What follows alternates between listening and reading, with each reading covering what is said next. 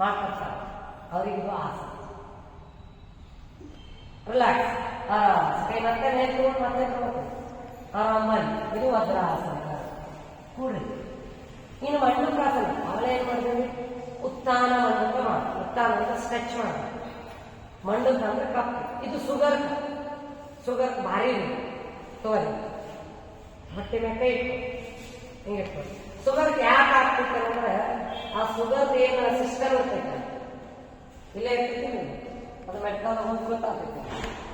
ಅದಕ್ಕೆ ಇದು ಒತ್ತೀವಿ. ಒತ್ತದಾಗ ಏನಾಗ್ತೈತಿ? ಅದಕ್ಕಿಂತ ಇದು ಇಟ್ಕೊಂಡು ಭಾರಿ ಚಂದ ನಿಮ್ಮಷ್ಟೇ ಕಟ್ ಹಿಂಗಿಡ್ರಿ, ಹಿಂಗಿಡ್ರಿ, ಹಿಂಗೆ ಉಸಿರು ತಗೋರಿ. ಹೊಟ್ಟೆ ಕಲ್ಲು ಇಟ್ಟಂಗಿಡ್ರಿ, ಉಸಿರು ತಗೋರಿ. ಮೊದಲು ಎಲ್ಲ ಉಸಿರು ಹೊರಗೆ ಹಾಕಿ ಹೊಟ್ಟಿ ಒಳಗೆ ಇವು ಗುಮ್ಟಿ ಹೋಗ್ತಾವ ಒಳಗೆ. ಉಸಿರಾಡಬೇಡ್ರಿ, ಮುಂದೆ ನೋಡ್ರಿ, ಮುಂದೆ ನೋಡ್ರಿ, ಉಸಿರಾಡಬೇಡ್ರಿ.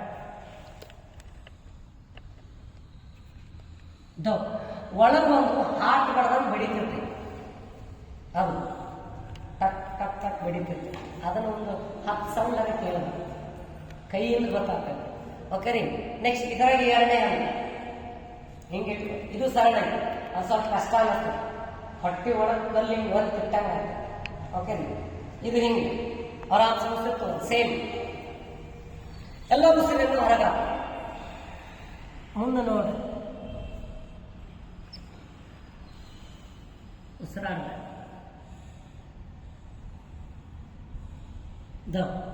ಆರಾಮ. ಗೊತ್ತಾದ್ರಿ? ಕಾಲ್ ಚಾಚ.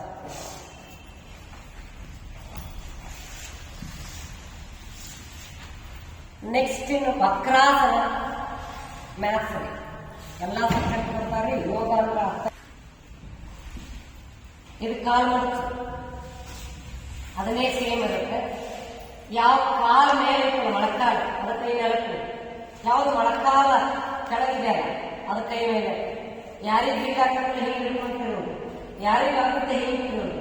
ಇನ್ನೂ ಸಾಧ್ಯ ಅಂದ್ರೆ ಹಿಂಗೆ ನಿಮ್ಮ ಸಾಧ್ಯ ಅಪೋಸಿಟ್ ಕೈ ಹಿಡಿದಿಲ್ಲ ಈ ಕಾರಣ ಆರಾಮ.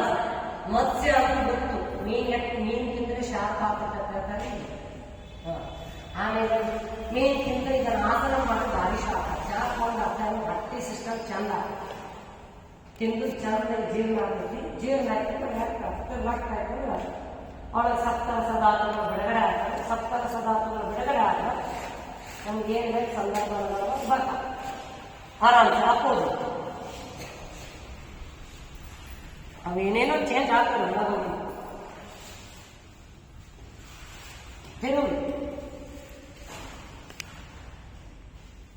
ಶುಗರ್ ಕಂಟ್ರೋಲ್ ಇರುತ್ತೆ. ಇದಕ್ಕೆ ಎಷ್ಟು ಟ್ವಿಸ್ಟಿಂಗ್ ಆಸನಗಳು ಮಾಡ್ತೀವಲ್ಲ ಆಸನಗಳು ಶುಗರ್ಗೆ ಸಂಬಂಧಪಟ್ಟಿರುವಂಥದ್ದು. ಕೈ ಮೇಲೆ ಆರಾಮ್ಸೆ ಬನ್ನಿ. ಗೊತ್ತೈತ್ರಿ? ಇನ್ನು ಗೋಮುಖಾಸನ. ಗೋ ಅಂದ್ರೆ ಆಕಳ ಮುಖ. ಆಕಳ ಮುಖ ಥರನೇ ಆಗ್ತೈತಿ. ಮತ್ತೆ ಹೆಂಗೆ ಆಗ್ತೈತೆ ಫೋಟೋ ಹೊಡ್ಕೊಂಡು ನೋಡು. ಮನ್ಯಾಗ ಹೋಗ್ಬಿಟ್ಟು ಕಂಡಿಲ್ ಇರಕೊಂಡು ಬೇಡ. ಸರಿ, ಇದೇನು ಬೇಕು ಎಲ್ಲರೂ ಆರಾಮ್ಸೆ. ಇದು ಹಿಂದೆ ಬೆನ್ನು ಹಿಂಗೆ ಬರ್ಬೇಕು.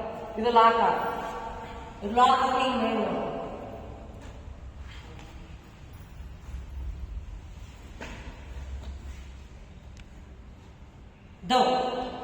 ಕೈ ಮೇಲೆ ಬಿಡಿ, ಚೇಂಜ್ ಮಾಡ್ತೀವಿ ಅಪೋಸಿಟ್. ಆರಾಮ ಹಿಂಗೆ ಗೀಟ್ ಎಲ್ಲ ಹಂಗಿನೂ ಕಣಂಗ. ಪದ್ಮಾಸನ, ಅದಕ್ಕೆ ಪದ್ಮಾಸನ ಹಾಕೊಂಡು ಕೂತಿರು ಧ್ಯಾನ ಮಾಡಬೇಕಂತ ಬೋಧಿ ವೃಕ್ಷದ ಕೆಳಗೆ. ಓಕೆ ರೀ. ಸೀದಾ ಸ್ಟ್ರೈಟ್. ಇದು ಜ್ಞಾನ ಮುದ್ರೆ, ಜ್ಞಾನ ನಾಲೆಜ್. ಇದು ಧ್ಯಾನ ಮುದ್ರೆ. ಇದು ತುದಿ ಟಚ್ ಆಗ್ಬೇಕು ನಿಮ್ಮಲ್ಲಿ. ಓಕೆ, ಗೊತ್ತಾಯ್ತ್ರಿ? ನಿಮ್ಗೆ ಇಷ್ಟವಾಗಿರುವಂಥ ಮುದ್ರೆ ಇಟ್ಕೊಳ್ಳಿ ಆರಾಮ್ಸ. ಇದು ಮಿನಿಮಮ್ ಅಂದ್ರೆ ಪ್ರತಿದಿನ 3 ನಿಮಿಷ ಮಾಡಿ ಸಾಕು. ಭಾಳ ಮಾಡ ರಿಲ್ಯಾಕ್ಸ್. ಇದು ಕಾಲು ಚೇಂಜ್ ಮಾಡೋದು. ಒಂದೇ ಕಡೆಗೆ ಕಾಲು ಯೂಸ್ ಮಾಡಿಬಿಡ್ತೀವಿ ನೀವು. ಅಪೋಸಿಟ್ ಮಾಡೋದು. ಒಂದು ಕಡೆ ಬರಲ್ಲ. ಏನಪ್ಪ ಅಂದ್ರೆ ಎಲ್ಲಿ ಬೆಂಡ್ ಇಲ್ಲ ಸ್ಟ್ರೇಟ್ ಇದೆ. ಇದು ಒಳ್ಳೆಯ ವಿಶ್ರಾಂತ. ಇನ್ನು ಎರಡನೆಯದು ಮುಖ್ಯವಾಗಿ ಮೂಗಿನ ಹೊರಗೆ ಮೇಲೆ ಆಕ್ಸಿಜನ್ ಪ್ರಮಾಣ ಜಾಸ್ತಿ ದೇಹಕ್ಕೆ ಹೋಗುತ್ತೆ, ಮೂಗಿನ ಹಾಡು. ಆಮೇಲೆ ಇದು ಮೂರನೇದು ಭಾರಿ ಇಂಪಾರ್ಟೆಂಟ್, ಬೆನ್ನಿಗೆ ಮಸಾಲ. ಬೆನ್ನಿಗೆ ಮಸಾಲ, ಹೃದಯಕ್ಕೆ ಮಸಾಲ. ಜೀವ ಹುಡುಕೊಳ್ಳೋದು ಕಾರಣವಾಗಿರುವಂತ ತಾಯಿ ಬಳಿ ಮೊಮೆಂಟ್ ಆಗ.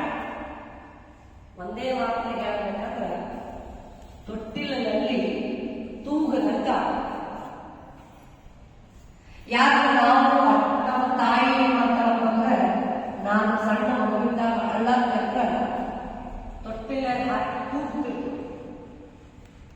ಅದು ಮೇಲೆ ಕೆಳಗೆ ಮೇಲೆ ಕೆಳಗೆ ಹೋಗ್ತಿತ್ತು.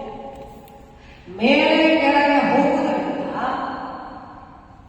ಆ ತೂಗುವಿಕೆ ಏನಿದೆ, ಆ ತೂಗುವಿಕೆ ಏನಿದೆ, ಅದು ದೇಹಕ್ಕೆ ವಿಶ್ರಾಂತಿ ಕೊಡುವಂತ ಪದ್ಧತಿ. ಇದು ತಾಯಿ ಗೊತ್ತಿಲ್ಲ, ಸೈಂಟಿಸ್ಟ್ ವಿಜ್ಞಾನ ಅದು ಕಲಿಸ್ಕೊಡ್ತಾರೆ. ಓಕೆ, ಅಲ್ಲಿ ಏನಾಗುತ್ತೆ, ನಿಮ್ಮ ಬೆನ್ನಿನ ಉರಿ, ಬೆನ್ನಿನ ಮೂಳೆ, ಹೃದಯದ ಭಾಗ, ಶ್ವಾಸಕೋಶ, ತಾಯಿ ಹುಲ್ಲುಗಳು, ಈ ಹಿಗ್ಗುವಿಕೆ ಕುಗ್ಗುವಿಕೆ ಆಗ್ತದೆ. ಈ ಹಿಗ್ಗುವಿಕೆ ಕುಗ್ಗುವಿಕೆ ದೇಹಕ್ಕೆ ನ್ಯಾಚುರಲ್ ಆಗಿ ಮಸಾಲ, ದೇಹಕ್ಕೆ ನ್ಯಾಚುರಲ್ ಆಗಿ ತೊಟ್ಟಿಲಲ್ಲಿ ತೂಗಿದಂತ ಅನುಭವ.